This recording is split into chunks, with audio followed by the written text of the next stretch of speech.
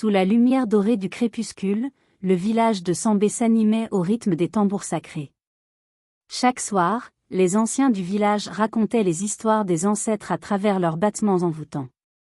Sadio, un jeune garçon de 12 ans, observait en silence.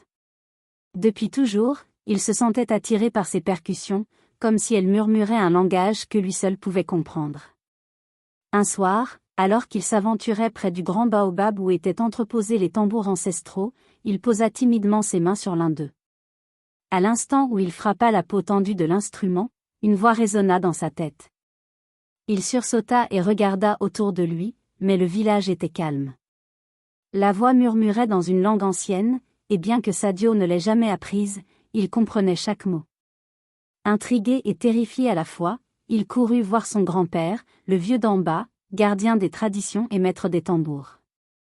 Lorsqu'il lui raconta ce qui s'était passé, Damba resta silencieux un long moment, puis un sourire éclaira son visage ridé. « Mon enfant, tu as été choisi par les esprits des ancêtres.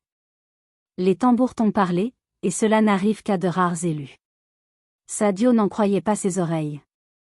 Il avait toujours rêvé de jouer du tambour, mais jamais il n'aurait imaginé qu'il possédait un don. Damba lui expliqua que les tambours étaient bien plus que des instruments de musique, ils étaient un pont entre le monde des vivants et celui des esprits. Dès le lendemain, son initiation commença. Chaque matin, il apprenait à écouter les sons cachés dans les vibrations du bois et de la peau tendue. Chaque soir, il répétait les rythmes sacrés.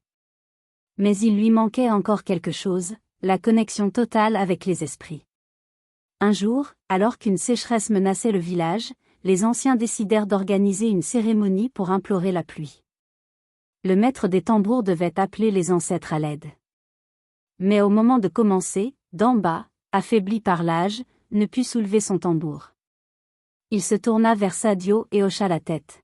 « C'est à toi, maintenant. » Les villageois échangèrent des regards inquiets. Confier un tel rituel à un enfant était inconcevable. Mais Sadio savait qu'il devait essayer. Il s'installa devant le grand tambour, ferma les yeux et laissa ses mains frapper la peau avec une assurance qu'il ne se connaissait pas. Les battements résonnèrent à travers la nuit, emplissant l'air d'une énergie vibrante. Peu à peu, une brise légère se leva, puis un grondement sourd retentit au loin. Sadio ouvrit les yeux et vit les visages stupéfaits des villageois. Un éclair zébra le ciel, et bientôt, une pluie bienfaitrice s'abattit sur le village. Sadio avait réussi. Les tambours l'avaient guidé, et les esprits avaient répondu à son appel. Dès ce jour, il fut reconnu comme le nouveau gardien des tambours sacrés, un messager entre son peuple et les ancêtres. L'enfant timide qu'il était devint un jeune homme respecté, portant en lui l'héritage de générations passées. Il comprit que son destin n'était pas seulement de jouer des tambours, mais d'écouter, de transmettre et de protéger les histoires qui y étaient gravées. Mais son voyage ne faisait que commencer. Une nuit, un rêve étrange lui montra un village lointain où les tambours avaient cessé de battre. Un ancien lui apparut en vision et lui murmura « Va là-bas, Sadio.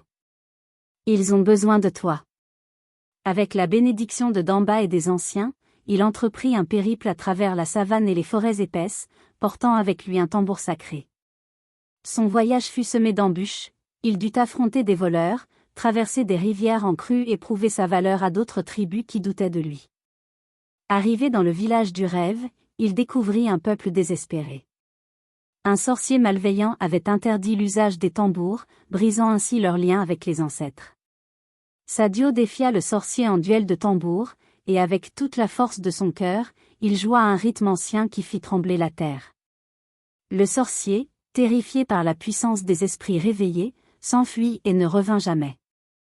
Les villageois, reconnaissants, reprirent leur tradition, et les tambours résonnèrent à nouveau sous le ciel étoilé. Sadio comprit alors que son rôle était bien plus grand que celui d'un simple joueur de tambour, il était le gardien des traditions, celui qui ravivait les liens entre les peuples et leurs ancêtres. De retour à Sambé, il fut accueilli en héros. Mais au fond de lui, il savait que d'autres tambours l'appelleraient un jour. Ainsi, il continua de voyager, portant la voix des ancêtres là où elle était oubliée, unissant les cœurs à travers les battements sacrés du destin. Et tant que ses mains frappaient les peaux tendues, l'histoire de Sadio ne faisait que commencer.